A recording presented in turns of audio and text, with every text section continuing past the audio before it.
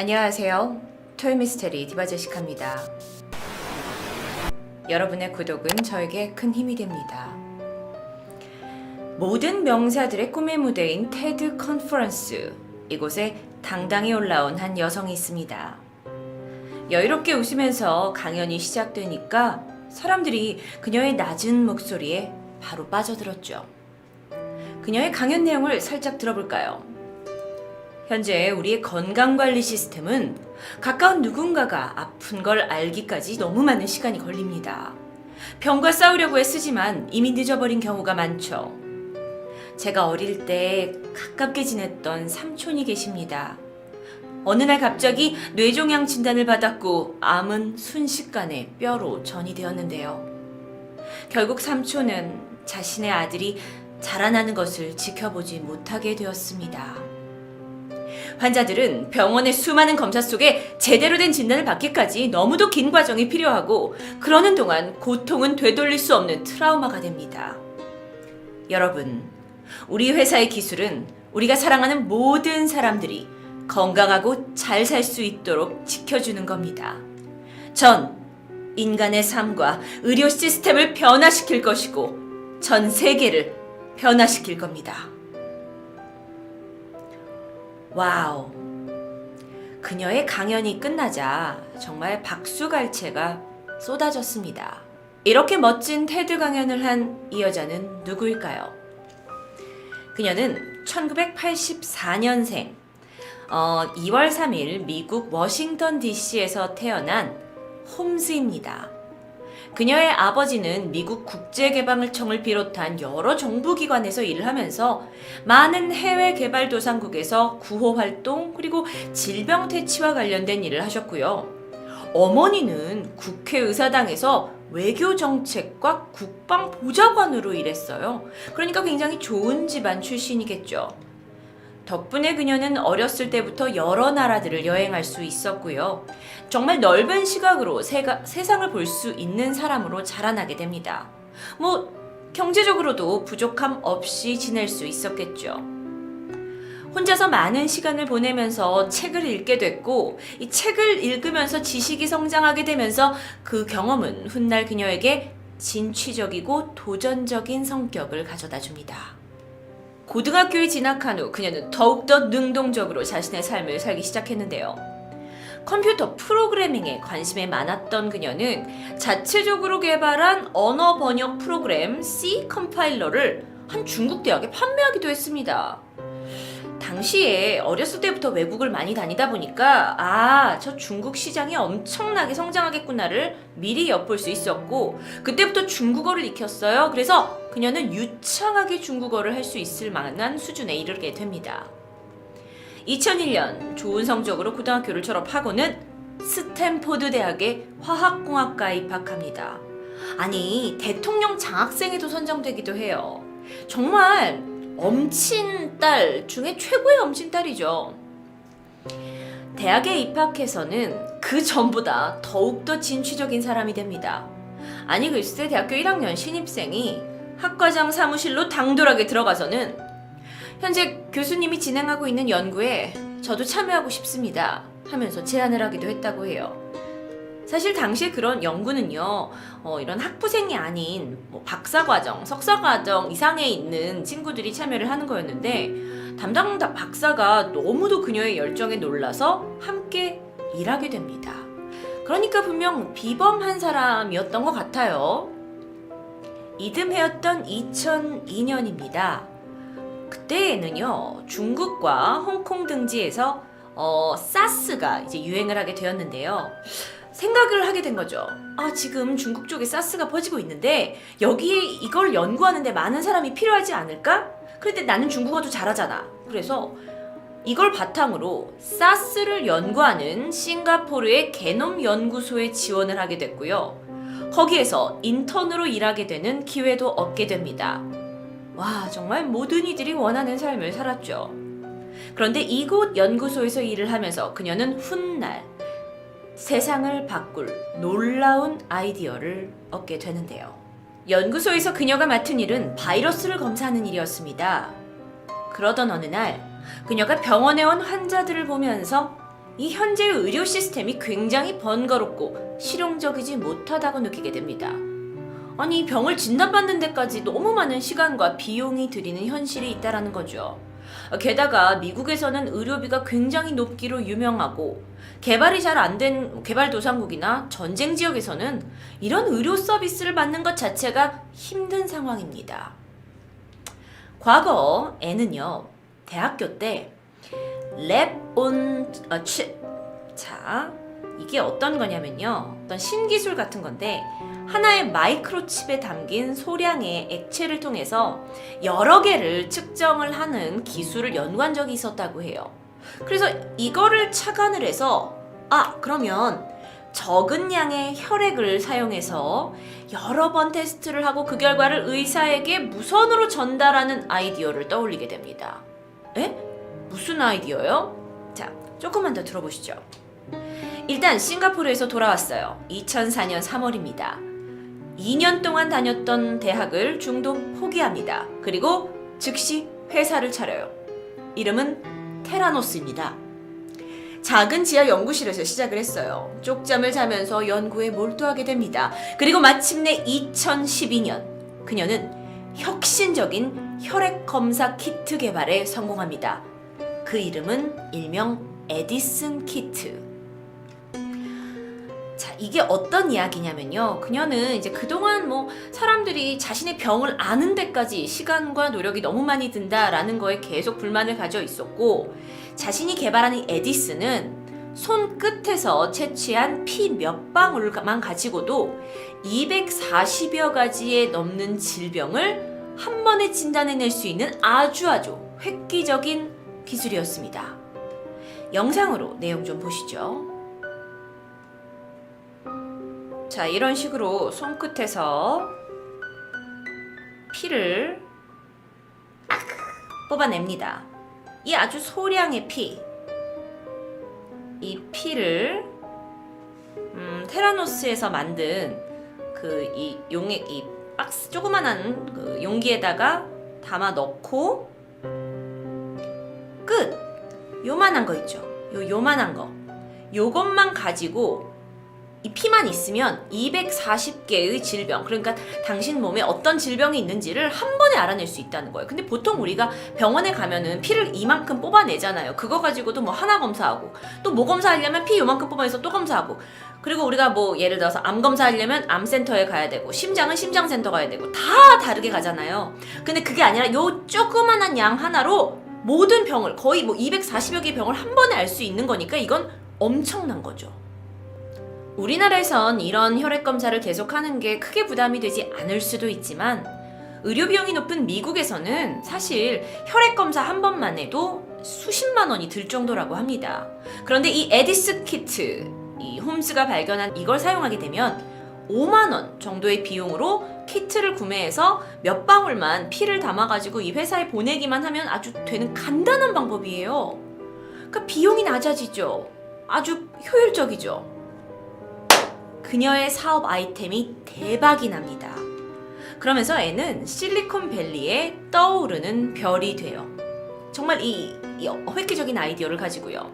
에디슨 키트가 발매 직후 회사는 미국 내에 있는 대형 체인 약국인 월그린하고 계약을 맺게 됩니다. 엄청난 거예요. 그 이후에 유명 정치인, 미국 전 국방부 장관 등이 언급을 하면서 신뢰를 얻었고요. 그 유명한 투자가들, 부자로 유명한 루퍼트 머독이라든지 워렌 버핏과 같은 투자가들로부터 회사에 투자를 받기도 합니다. 점점 인기를 얻고 있고 성장하고 있었죠. 뿐만이 아니에요. 세계적인 경제지인 포브스 그리고 포춘지, 여기에서도 그녀가 표지 모델로 등장하기도 했을 정도입니다. 정말 홈즈 열풍이 불었어요. 여러분, 사실 생각해보면 그녀는 몇 안 되는 여성 CEO라는 타이틀 하에 30살밖에 안 되는 젊은 나이, 화려한 금발에 푸른 눈까지, 능력만 갖춘 게 아니라 외모적인 부분에서도 충분히 쉽게 주목을 받을 수 있는 조건을 갖추고 있었죠. 특히나 2014년 이런 테드 강연 모습에서 그녀가 굉장히 그 검정색 터틀넥을 입고 뭔가 수수한 모습으로 낮고 부드러운 목소리로 강연을 하면서 사람들에게 신뢰성을 전달하다 보니까 어떤 이야기까지 있었냐? 마크 주커버그의 여자 버전이 등장했다 라고 하면서 사람들은 찬양했습니다. 회사는 계속해서 성장했습니다. 와, 정말 돈이 천문학적으로 불어나기 시작했는데요. 2015년 그녀의 회사 테라노스는 시가총액 90억 달러, 그러니까 한화로 10조가 넘는 금액으로 평가를 받게 됩니다. 이렇게 승승장구하고 있는 와중에 그녀를 약간 의심의 눈초리로 보고 있는 사람이 있었습니다. 그는 월스트리트 탐사 보도 전문 기자 존 캐리로란 사람이었는데요. 사실 퓰리처상을 2번이나 탄 적이 있는 아주 저명한 기자였습니다. 지난 몇 년 동안 그녀가 에디슨 키트를 세상에 내고 나서 엄청난 주목을 받고 있었죠. 전 세계로부터. 그런데 그녀의 행보에 이상한 점을 느끼기 시작합니다. 사실 그 전에 여러 의학 전문가들이 아니 무슨 피 한 방울로 그렇게 여러 가지 병을 볼 수 있다는 건 말이 안 돼요 라고 막 비현실적이다라고 비판한 적이 있었습니다. 하지만 그것 또한 동종업계에 있다 보니까 질투와 경쟁 심리에서 비롯된 것이라고 생각했는데, 들려오는 내부 정보에 의하면 회사 내에서 이 앤이 기이할 정도로 정보 보안에 집착을 하고 직원들의 모든 움직임을 철저하게 통제한다라는 거, 이걸 알게 된 거죠. 그래서 그에 대한 진실을 파악하고자 기자 존은 약 6개월에 걸쳐 조사를 감행합니다.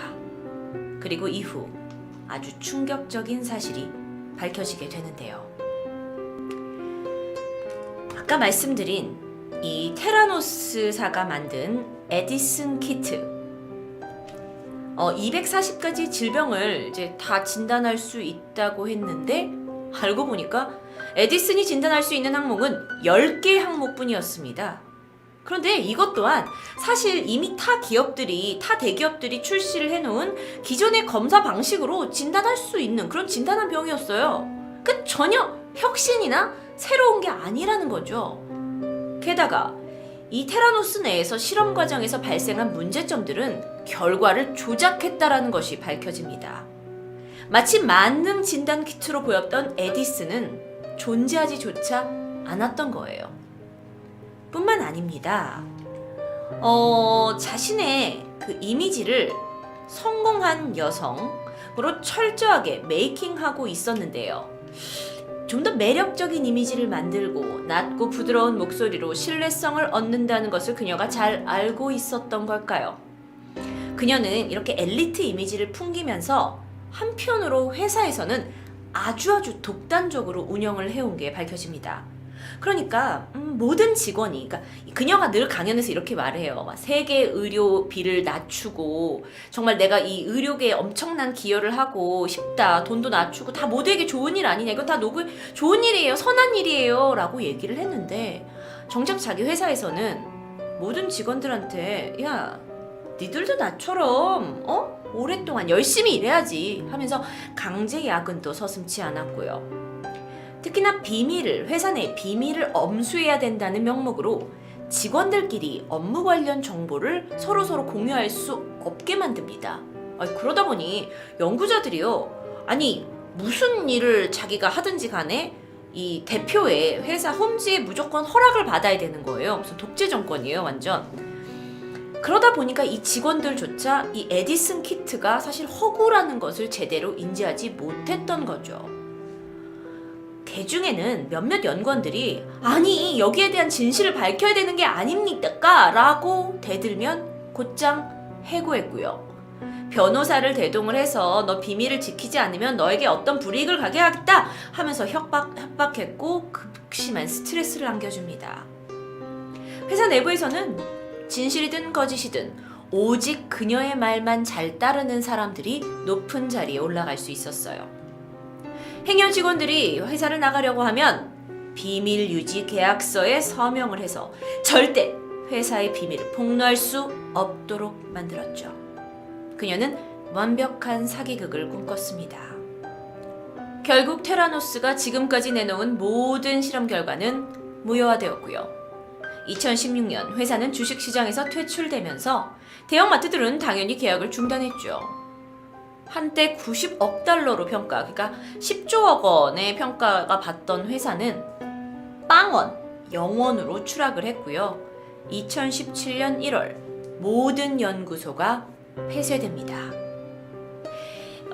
미국 증권거래위원회에서는요, 엘리자베스 홈스가 너무도 괘씸해서 향후 10년 동안 그 어떤 상장사의 관리자도 될 수 없다라는 중징계를 내리게 됐고요.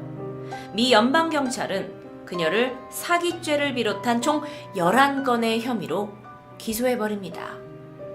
그 기소 날짜가 작년 2018년 6월 15일, 1년 전이죠. 하지만 이 회사에 관련된 어마어마한 양의 조사가 필요했기 때문에 실제 재판은 다음 달인 2019년 7월 8일에 시작된다고 합니다. 미국 언론은 전 세계를 상대로 사기극을 벌인 그녀가 최소 20년형을 받을 것이라고 예상하고 있습니다. 사실 여태까지 막 투자자들로 내 사업이 성공할 겁니다 하고 투자자들로 받았던 금액은요, 세상의 모든 의료계의 스타트업 회사의 시가총액을 다 합쳐도 결코 쉽게 따라잡을 수 없을 만큼 엄청난 규모라고 하는데요. 아니 근데 여기서 궁금한 점이 생깁니다. 도대체 그녀는 어떻게 아무것도 잃은 것 없이 그 모든 것을 이뤄냈을까요? 게다가 그 막대한 자금을 모래 위에 올려진 이 회사에 투자하기 전에 단 한 사람도 에디슨 키트를 객관적으로 검증해 볼 생각은 못했던 걸까요? 미국에서는 아주 유명한 사건입니다. 얼마 전에 방송된 그 테라노스에 관련된 다큐멘터리가 있었어요. 그 다큐멘터리에서 한 행동 전문가는요, 이 대국민 사기극이 여기까지 오게 된 데에 대한 이유를 설명합니다. 첫 번째로, 홈즈가 그녀가 스스로 그 거짓말을 철저히 믿었기 때문이라고 해요. 그러니까 내가 지금 발명하고 있는 이 에디슨 키트는 반드시 전 세계 의료계의 혁신이 될 거야. 240까지 다 할 거야. 그러니까 아직 개발 중인데도 불구하고 그거 결과만 너무 강하게 믿었던 거죠. 두 번째는 거짓말이 선행을 위한 좋은 목적으로 사용될 경우 사람들은 더 쉽게 거짓말을 만들어낸다고 해요. 그리고 듣는 사람들 또한 그 거짓말을 쉽게 믿는다고 하는데요. 뿐만 아닙니다. 초반에 보셨죠? 그녀가 만들어내는 기가 막힌 스토리텔링. 젊은 나이에 사망하게 되신 삼촌을 언급하고 자신이 어렸을 적 가졌던 주사바늘 공포증에 대해서 이야기하면서 대중의 공감을 받았고요. 자신이 자신을 속이고 있는 그녀의 열정에 사람들이 막 감동을 하니까 큰 투자자들까지 쉽게 붙었던 거고요. 게다가 회사에서 거물급 인사들을 임원으로 채용을 하다 보니까 당연히 믿을 만한 기술을 가지고 있으니까 저렇게 크게 일을 벌리는 거겠지 하면서 투자자들이 무턱대고 믿어버린 거죠. 토요미스테리에서는 지난 몇 년간 희대의 사기꾼이란 이름으로 에펠탑을 팔아서 돈을 벌었다는 사람, 비행사가 아닌데 파일럿인 양 몇 년간 다녔다는 사람 등 참 많은 사기꾼들을 접해봤습니다. 그런데 엘리자베스 홈즈 스토리는 그녀가 워낙 현 시대에 살고 있는 인물인데다 그 재판까지 바로 앞두고 있어서 더욱더 흥미롭게 다가왔는데요. 우리는 최첨단 기술 속의 세상에 살고 있지만 여전히 사람들의 눈을 가리고 있는 것들로 인해 우리가 속을 수도 있겠구나 라는 것을 깨닫게 됩니다. 모두가 맞다고 할 때 한 번쯤 다시 생각해보는 자세를 가져보려 하는데요. 토요미스테리, 희대의 사기꾼으로 불리는 엘리자베스 홈즈 이야기였습니다.